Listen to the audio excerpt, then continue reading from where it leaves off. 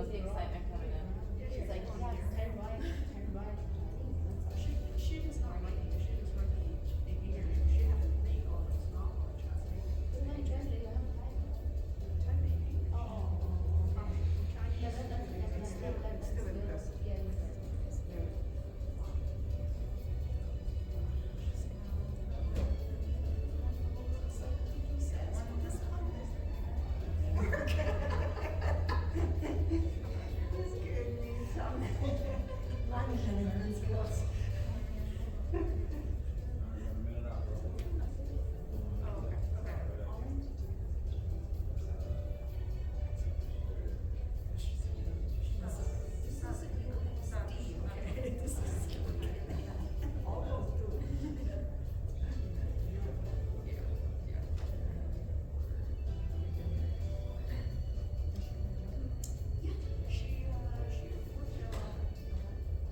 Please take this time to silence all phones and devices. Our session will begin shortly.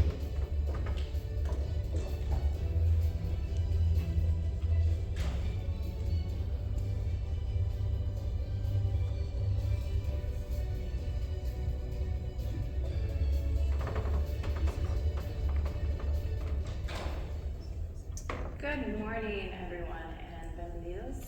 I will be talking about security research with open source software, mostly focused on Omega, and you'll see why.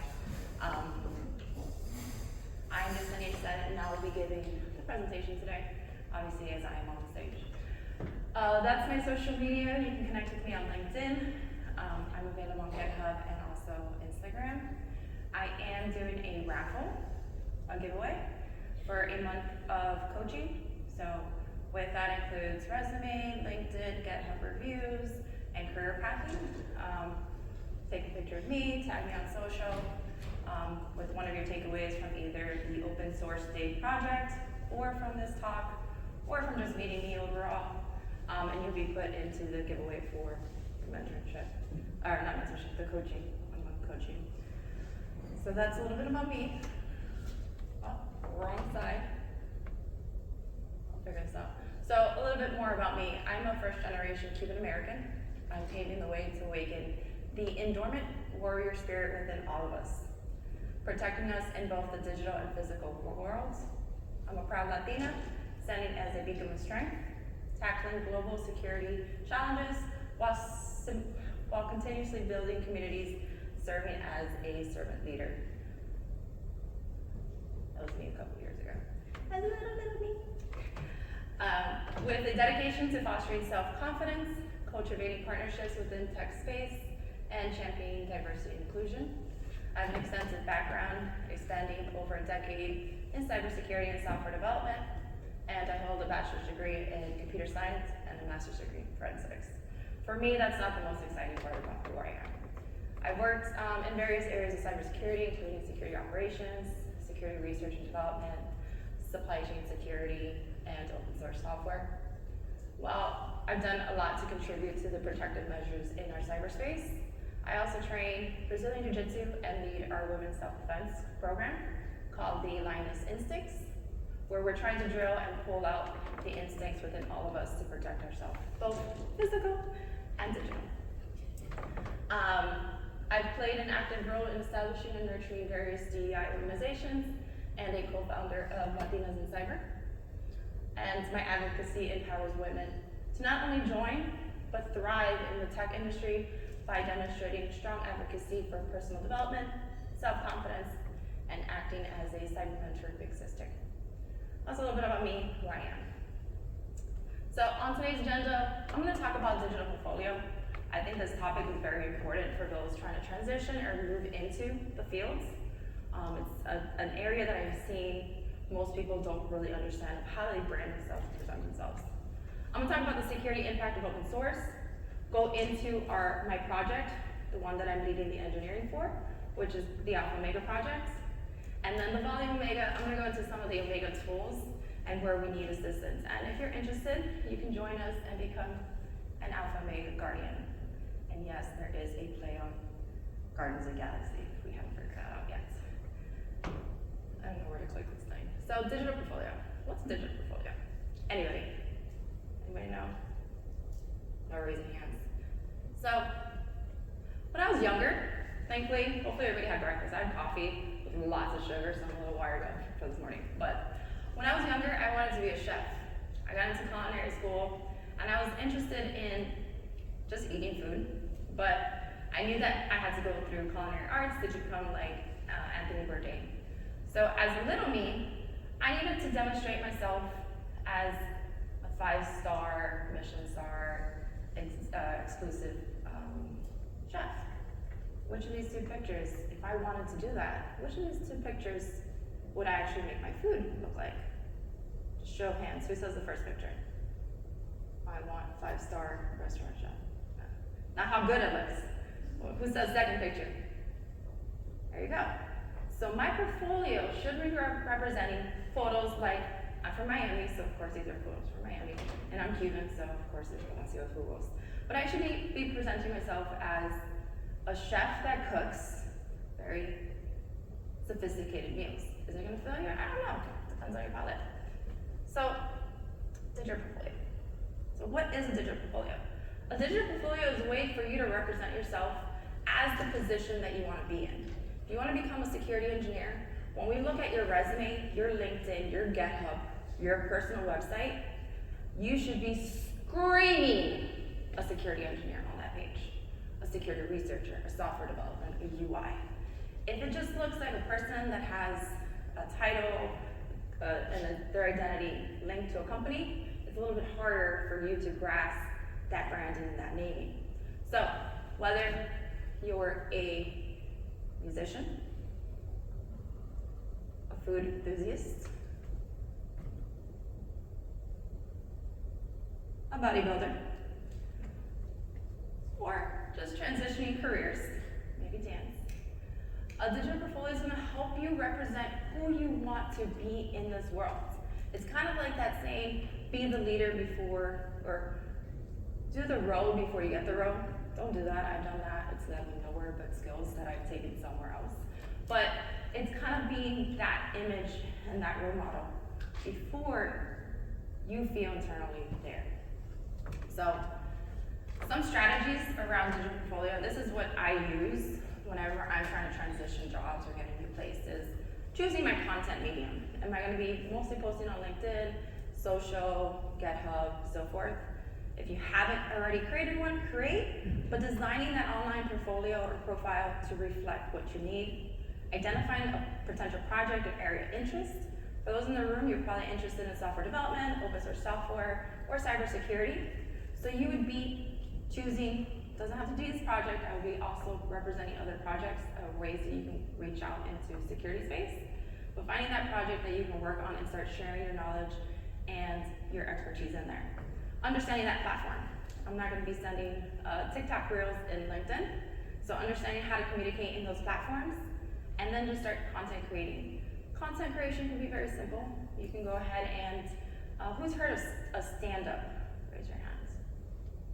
So usually in stand-up, usually a stand-up meeting is a quick status screening, which is, what did I learn, what did I struggle with, and what are my next steps?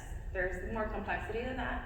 But on a weekly blog, you can literally just answer those 3 questions as it relates to the project or area of interest.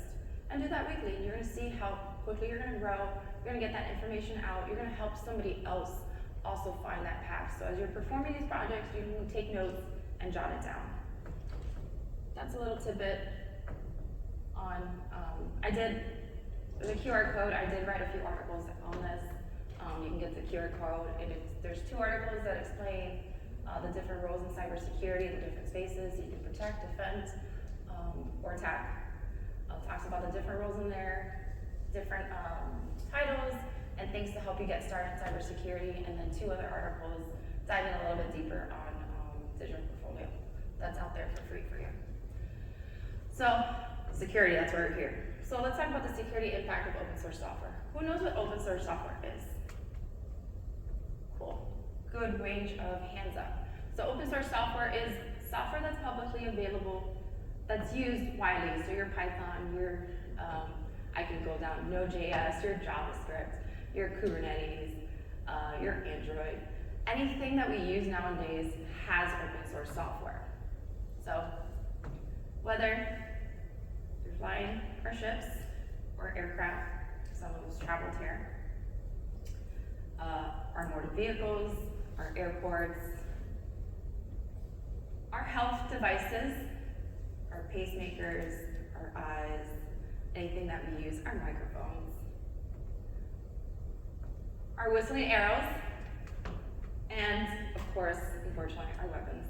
They do use open source software. So open source software is in 70 to 80% of the technology that we consume, from this clicker to the monitors to your vehicles. It is there and it's publicly available to anybody in the world to look at. So we have our malicious users and we have our good users. Our good users are working on ways to improve this and improve the security impact. While our malicious users are coming in here and saying, haha, you didn't find this vulnerability, I'm gonna use it and exploit company X, right? We see all these security breaches, and a good portion of them are coming from our open source software because we're not putting protective measures around it, or we're not moving as quickly as we do. Spoiler alert, they always move a little bit quicker, but we need more folks. So for those that like numbers, there's 40% of all vulnerabilities are found in transitive dependencies. So what that is let's say you have a project, I'm gonna use Python Anaconda, for example. In Python Anaconda, you have your import files on the top of your, every language has those ways to import different packages. Those packages may have vulnerabilities. So that first stat is based on the vulnerabilities that could be found on your import languages.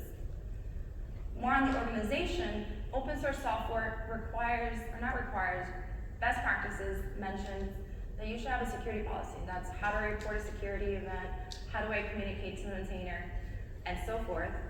What someone needs to understand for the security piece, 49% of organizations, so these are major companies, have this policy in place.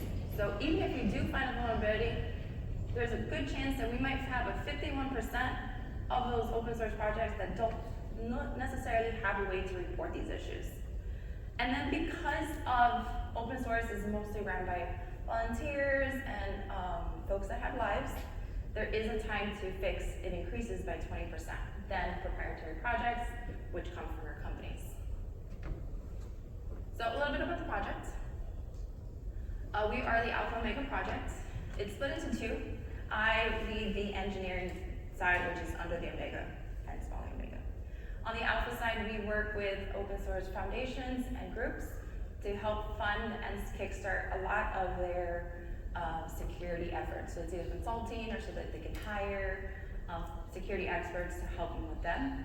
On the Omega, we are doing something extraordinary that I consider science fiction. And we're trying to automate and scale vulnerability disclosure. So this is not just the identification of vulnerabilities, but also figuring out how to fix it, performing the analysis, writing one recipe for one vulnerability in one language, and sending this out to 10,000 critical open source projects. So through one automation, we're able to fix one vulnerability at X locations. This is the dream, this is the goal, this will happen. So, a little history about us. The project started in 2020 on a demand. The project is funded by Google, Microsoft, and AWS. About a year ago, our team on the Omega side started.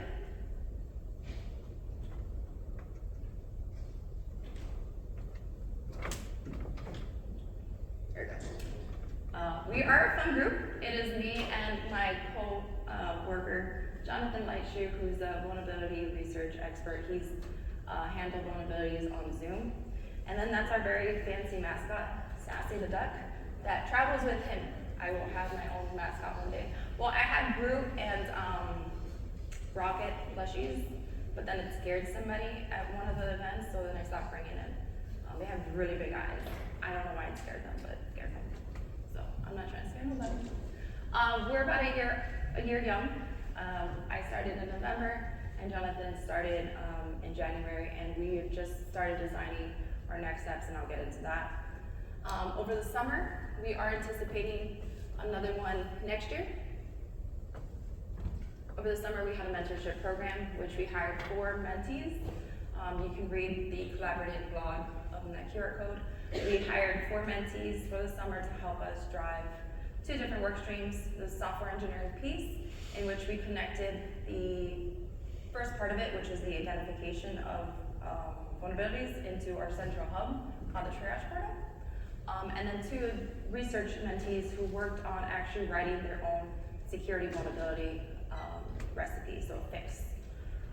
They analyzed XXC and then wrote a multivariate data flow analysis for one of our tools. We are anticipating one next year, so welcome to follow me on LinkedIn and keep an eye out for that. As part of it, we also were able to get funding for them to join us at DEF CON and DEF CON and B-Sides in Las Vegas during Hacker Summer Camp. That's always a fun hacker event. If you haven't gone, I would definitely try to get in there next year. QR code for blog, and then, like I said, we'll have it most likely next year. A little bit more on what we've done over the years is establish a university program. We've been working with Purdue this last semester on them using our analyzer, and then we'll be working with other universities starting in spring to get them either in self-guided or for them to use our tooling for research. I'm going to talk this vulnerability disclosure auto-fix thing. I'm going to talk a little bit more about that later. But through OpenSSF, we have public channels that you can join us on Slack, public meetings on our calendar that you can join that talk about areas of artificial intelligence, machine learning, security threats, security vulnerabilities, best practices, education, DEI. The list goes on. There's a long list, so if you're interested in any of those spaces, I'll share links later for how to get there. But we've established our own working group called the Vulnerability Auto Fix SIG. Right now it meets on Wednesdays at 2 p.m. when we're not traveling. And in there we're talking more and discussing more of how we're going to scale and solve the problem that we're trying to solve. And then on the alpha side, we've provided a few grants to foundations like Rust and Python and helped them hire some of their folks.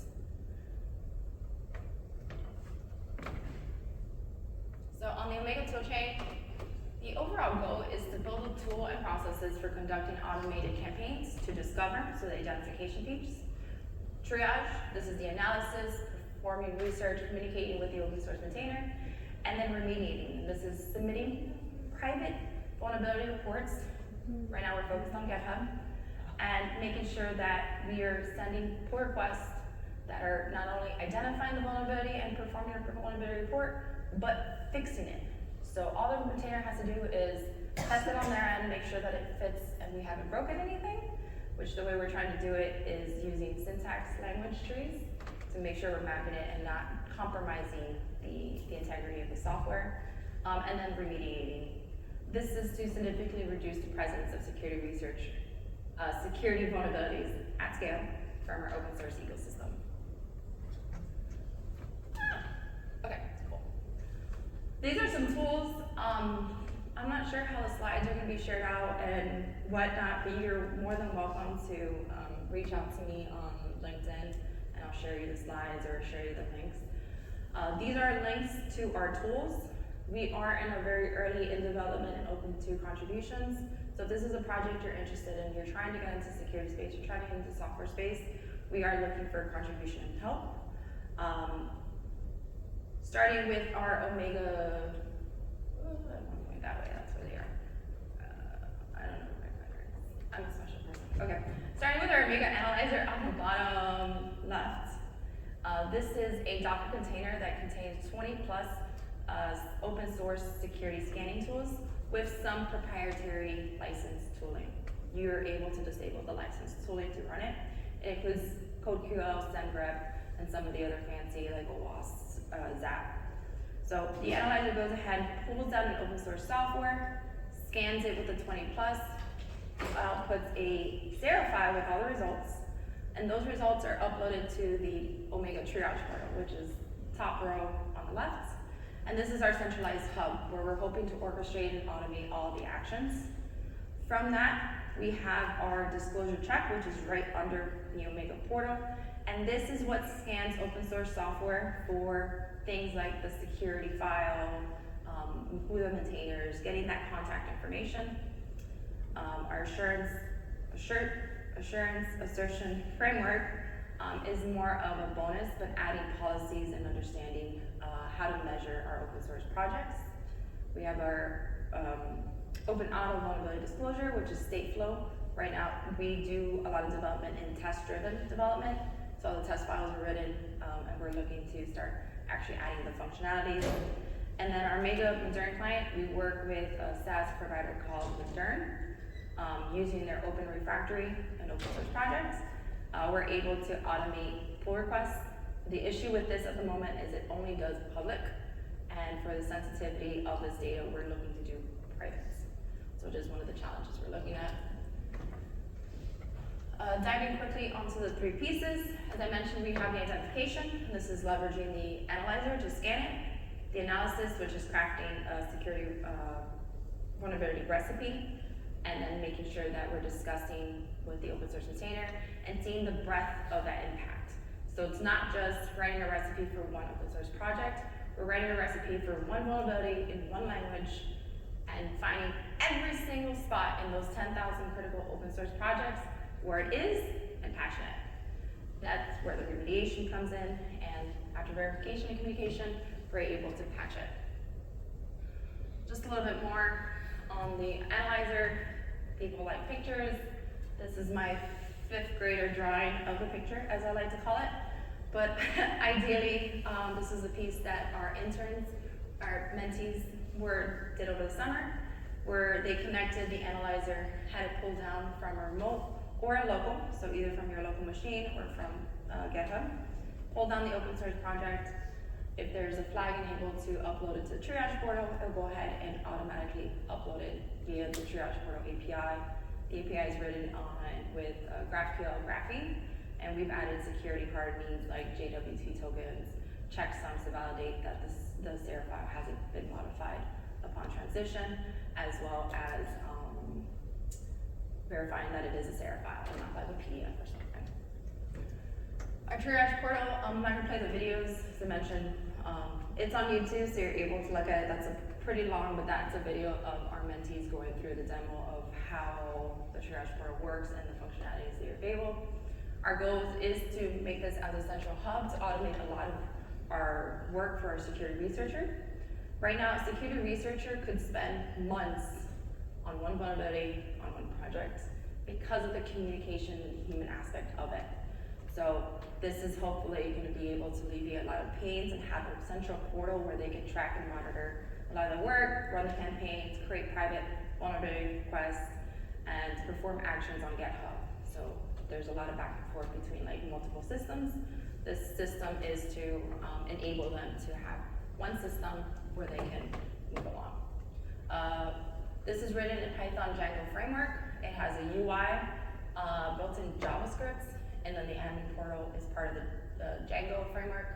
It uses Redis for caching, and then Postgres as its backend. Here we have a campaign client. This is also a video, but I don't have it enabled. But this is a video of the campaign running for public. And essentially, a run, it'll identify all the projects, the branches, how many files and locations it's found, how many it scans, and its status. You can find that on GitHub. Those are the links. I do want to leave time for question. So, science fiction to reality. So what are some of our challenges? As I mentioned, open source software is 70 to 80% of our ecosystem. Open source maintainers have other things. A lot of times this is projects that they've done and written when they're in college or just for fun, and somehow the adoption of that software blew up. Now it's everywhere, and we're not taking precautions to make sure that we're securing it. And as I mentioned, a single vulnerability could take, because of the human aspect of it, with a fix, it could be a lot shorter time, but without a fix, communicating, working with the maintainer, making sure they understand the vulnerability, making sure they understand it is a vulnerability, not a bug, and the impact of it could easily take about 18 to plus months to do. So these are some of the challenges that we've been having, as well as a lot of this is volunteer work, as far as the open source containers and the efforts we're trying to do. Let's see, where's the thing? So, yeah. So our vision, I wanted to do graphics, but we got bullets, so I'll try to be graphical. So, who's here ever been sick? Sure, all of us consider we just love the pandemic. Or, you know, I don't know what state of the pandemic, but anyway, but besides that point. So sometimes we can be sick and not know that we're sick, right? Until we get checked, we don't know that we have a sickness. We could listen to the doctor and take the prescription. We can ignore the doctor and just not do anything about it. Or we can take matters in our own hands and do that at-home remedy of Vicks Vapor Rub and chicken noodle soup. It depends on how you handle it, and this is the same way with our vulnerabilities. So our vision is to create private vulnerability reports in GitHub. We will be branching out to GitLab and other source code management systems to fix the vulnerability at scale. So we'll be submitting thousands of PRs for a single campaign. We're not starting off at thousands. We'll be starting off very slowly and growing into that with incremental automated rollouts. We want to get retrospective feedback from maintainers, so having that developer relationship with our maintainers to make sure that we're doing the necessities to not, excuse my French, piss people off. We're here to help and make this an easier process to offload this issue. Oh, there you go. We want to be able to track and monitor our executed security fix campaigns, help our security researchers as well. I have ADD, my coworker has ADD, so it's really hard to keep us on track on one. And then making sure we have a way to manage the communications between the researchers and the open source containers, and all businesses require metrics and reports, so that's in there too. Some non-technical things that we've been working on, some non-technical things that we've been working on, we've created a specification of how we're gonna drive this. So if this project interests you, the specification, OpenSSF compliant automated vulnerability fix campaign is a mouthful. It is a long document. Could be a nice bedtime story, but it's essentially how we're providing guidance on how to run as an open source container, as an open source researcher, how to run automated fix campaigns. And we'll be following on this. So if you are interested in more details on the processes and procedures, that's the one I would want to read. And then we've also, for OpenSSF, we've also helped craft outgoing vulnerabilities. So we've identified vulnerabilities out in the open source, and then incoming. So maintainers and folks outside have identified vulnerabilities that we have. And this is how you communicate. Like I said, if you're interested and you need the links, I don't know what's gonna happen with slides, just let me know, and I'll send them to you. Zip. So, I like designing systems with the user in mind. These are some of our personas that will be interacting. Our security fix engineers, these are the ones that are gonna be doing the recipe writing and working with the security researcher. The security researcher is going to do a lot of the analysis, the more in-depth thinking on it, and working with the security fix engineer. At the moment, they are the same person, but they essentially run two different tasks. You can read more about each of these personas in the user story link.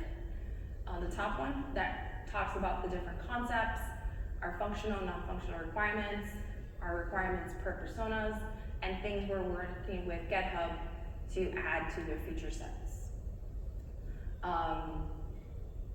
We also have our user story spreadsheet, which is going to be the next step on how we're road mapping and looking on how we're going to engineer and communication, reaching out, our prioritization, our dependencies, sizing. We do need help with these things. So if this project interests you and you're looking for ways to get into cyberspace, you're looking for ways to contribute to open source, excuse me, you're just looking for ways to do cool stuff, Here's how to become an AO Guardian. We're run under an organization called OpenSSF, Open Source Security Foundation. The Open Source Security Foundation runs summits. At the moment, it's 3 times a year. Yeah. One in North America, one in Europe, one in Asia. We just had our North America, we just had our Europe. Europe was last week, we came from Spain. We will be having our next one in Tokyo. If you come by the Linux Foundation booth, we are raffling off all expense paid to 2014 events, as well as training. You would have to get your badge, I have my badge on me. You would have to get your badge scanned. You would have to scan this bottom piece. We also have Linux socks for those that want to buy. They had like 3 more boxes, so if you want Linux tech socks, they're there. These are links to how to get started with us. Your Slack channel, this is how you can communicate with us. The benefit of this is you're not just communicating with folks in open source, OpenSSF. OpenSSF is compiled of companies that work with us. So on these calls, which if you go to the public event calendar, you can see what our event schedule is and be able to join these calls. It's open to anybody. We do ask that people introduce themselves within the first part of the meeting. If that is uncomfortable for you, you can just put on chat and just keep the camera off. My first meeting, they asked that and I jumped off the call. So don't feel bad. We are open and want more conversation around this. So the Slack channel, you can chat with us and network with folks from Microsoft, Google, Amazon, Red Hat, F5, the list goes on. We have representatives from many organizations there, and it's a good way to network and find a job. That's how I found this one. You can, if you want to learn more about the different working groups and projects, I would look at the join a working group project that dives into the different topics we're working on, and then the GitHub repo to look at more of the details. Some of the working groups are more on standards and procedures and best practices. So if you're looking at GitHub and all you see is a bunch of documents, they probably are mostly focused on getting guidelines and standards out. SigStore, Alpha Omega, and the Cloud Native, from the top of my head, are more of the technical projects. Scorecard is another one as well, where you can actually get your hands dirty with some code. And then big letters at the bottom, I should probably put in the color, is how you get links to all this. Any time for questions? Okay, quickly diving into this. If you go on to the OpenSSF Slack channel, you will find at least me and Jonathan on the first 3 Slack channels, the Alpha Omega, Vulnerability Disclosure, and AutoFix. I work heavily within the education and the education DEI group. Those are the Slack channels. We have monthly public meetings. Our next one, if it doesn't get canceled because we have an in-person meeting next week, is next week on Wednesday at noon Eastern. Those are our GitHub links. More specifically, they're under the OpenSSF, so OSSF. That's how you can get started to contribute. For those interested on Alpha Omega, these are ways that you can start technically and you can start non-technically. Go to the issues tab, look for good first issues, help wanted. They probably have very limited information at the moment because I had to quickly write them. But if one of them catches your attention, just reach out to me and I'll give you more details and actually write out the acceptance criteria, requirements, and so forth. Happy to help and help you drive towards getting contributions to open source. The cool part about this is you give your GitHub repository to a recruiter and they can literally look at everything that you contribute to it and how you contribute to it. For those that are a little, want an easier step in, we do have documentation and content creation and outreach. So working with us to write some of the standards, the blogs, the articles, review the documentation from a developer advocate perspective. So the specification, we really need that outsider perspective of like, this might set people off. We need the interactions of folks that want to actually just have a chat and be kind of the partner, the in-the-middle person between the open source maintainer and security researcher. If anybody here has worked in tech, we know that sometimes the engineers, how good is their communication skills? Not yours, yours is great. Right. So I always like to be that middle person, like, all right, so-and-so, just stay behind the keyboard, I'll go talk to so-and-so. And then be creative with the ways that we outreach, onboard, and create content so that we can actually reach everyone, anybody and everyone that's interested. I only come from one perspective, so getting that different views, and I'm a little older, so being able to find and get ways to reach different audiences would be great. And then continuing on, we do have our OpenSSF Education DEI SIG, which is, as I mentioned, one of them that is near and dear to my heart. If not, I wouldn't be speaking at Grace Hopper. But we do meet every week. We interchangeably, one week is Education SIG, the next week is the DEI, in which we're trying to work best practices on, once again, how to get more folks into the open source ecosystem, how to get them to start contributing, how to get them to start building out their digital portfolio so that they could get into the industry and become a big impact for us. So really leveling up the way to address shortfalls in our cybersecurity workforce and so forth. It also affects the Linux Foundation training. So with that, thank you. And those are my, we do have mics for any questions. So feel free. We got like 10 minutes. Hello. Hi. Thank you so much for the sharing, very informative. So, question on what are the focus area of the Alpha Omega and how you choose those area from like the ocean of open sources? It's like project based or something. Can you please share more insight? Yeah, so our 10,000 critical open source project list came from our Securing Critical Open Source Project group, and a lot of sources like Harvard came out with this, Linux Foundation did their own research. We've collected a lot of different research to identify folks that are saying, hey, this is a critical open source project. We've collected that, compiled the list, and started focusing on that. We are accepting input, so look at the list and be like, hey, you may have forgotten, let's say Kubernetes. Kubernetes in there, but you may have forgotten Kubernetes, let's throw that one in there. And then right now, for the internship, for the mentorship, we focused, as I mentioned, there's 3 pieces.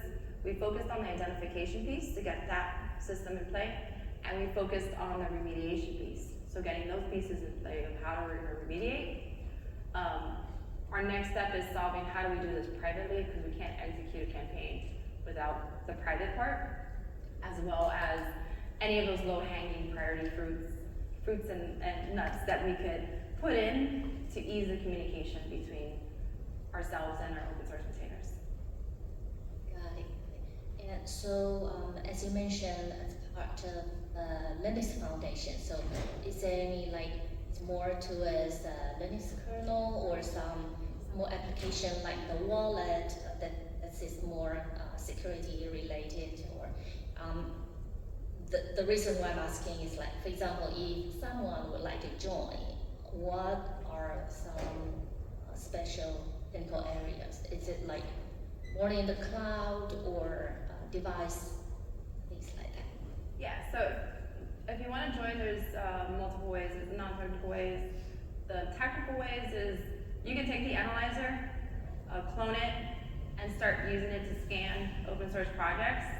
You'll get a list of the vulnerabilities, and you can start working to analyze that and creating your own vulnerability reports. We're here to help with that. We just did the Open Source Project Day. So if you go on the GHC OSC Slack, I have videos and information on how to get started on writing your vulnerability disclosure. But if the research side excites you, I would say take down the analyzer, go ahead and start scanning open source projects, and then once you get into a vulnerability and you want to learn more, feel free to reach out and we'll provide guidance on how to get that. The cool part about that is once you go through a vulnerability disclosure process and the open source container creates a CVE, mind you, they have to create a CVE, you get a CVE in your name. So it's a cool little research and piece that you can do, and then you can go talk at DEF CON and Black Hat and different conferences on how you did that. Thank you. Yeah, you're welcome. Yeah, and then for the more technical pieces, you can use the scanner. If you see any bugs and you want to fix it, the triage portal, like I said, I have a list of issues that we're looking for help with. So if you want to go ahead and contribute that way. So, thank you for the presentation. I really like what you're doing. I have a question. If I have a repository that is not part of these 10,000 repositories that you are scanning, could I still use the tool? Yeah. Nice. Yes. You can. It doesn't have to be open source. You can bring down the analyzer, bring down your repository because it might be private, and then just have it run as a local scan, not a remote scan.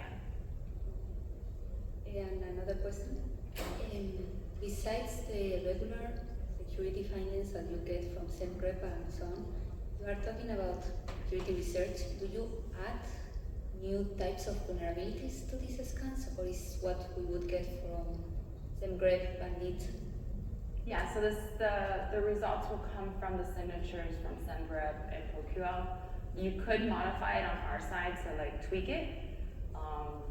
If you're interested in tweaking the results, just let me know. I can point you to where the results and the roles are. But all the signatures and information is there. We do work with them as well. We have partnerships with like SEMGREP and ProQL and some of those folks. So if you do see something and you're having issues communicating, we can also help. Thank you. Yeah, you're welcome. I also mentioned earlier when we started, I am doing a giveaway for a month of coaching. So that includes resume, LinkedIn, your GitHub profile, and career pathing. Either take a picture of me, tag me on LinkedIn, tag me on social. You'll automatically get added with, don't just post a picture of me and tag, but go ahead and give one of your takeaways from it.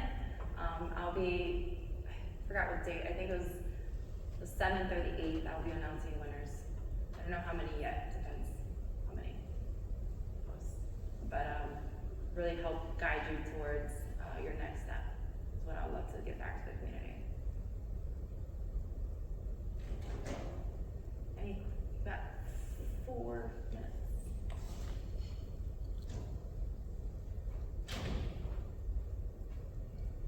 Thank you so much for the talk, especially the theming. It was excellent. It was nice to see. I was just wondering, generally for the critical open source projects, do you have like some kind of language distribution on them? Are they like mostly Java, Python, Golang? I'm just really curious. For the researcher side?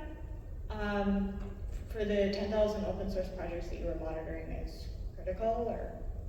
Oh, that's the whole whirlwind of languages out there. We are focused right now on Java because that's what the Modern client supports. And then we're looking to add support for Python. So we're going to focus on the Java ecosystem and then moving to Python, and then Go is potentially after. But our researcher has expertise in Java, so we're going to capitalize on that. I met a few Python researchers last week, so I'm hoping to get their expertise on how we can start the Python one. Good question. And then if anybody's shy, feel free to find me afterwards. I do gotta pack up a load of dogs, so I'll probably be heading out. But you're free to find me and add me on social and ask questions. I'll most likely get back to everybody by next week. I see a question. I love your blazer. Love it. So at our company, we do track CVEs. We have a process for that. My team always asks, why do they come in batches? What happens behind the scenes that leads to a bunch of CVs coming out this week and then silence for a while? Is it your team finding them? Finding the vulnerabilities? Mm-hmm. So at first, it was because we just started, their team started early this year. Jonathan came in with a list of vulnerabilities that he has under Java. The idea is to run the analyzer and use the vulnerabilities we find there. From there, we can only do at a time right now, one vulnerability. So we'll pick a top vulnerability. More likely it's going to be like one of the OWASP top 10 that falls under there, with MITRE as well as a contributing factor to the one we choose. And then from there, decide. If we get more researchers with other languages and expertise, I'm more of an empowering person. So if you come and there's a vulnerability you really, really want to fix out in the ecosystem, I will do all I can to give you guidance and support to do so. Yeah. Yeah, you're welcome. Good questions. All right, with that, I thank you for showing up on a Friday morning to this talk. I really appreciate questions, your attendance. Like I said, if you need anything, just feel free to follow up with me on LinkedIn. With that, thank you.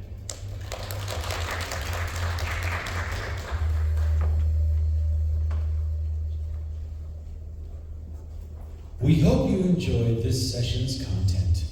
For the courtesy of the next presentation, we ask that you please exit the room so we can reset. Thank you.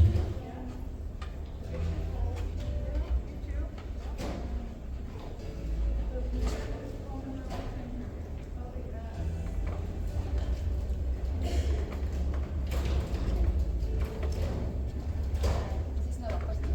This is more like a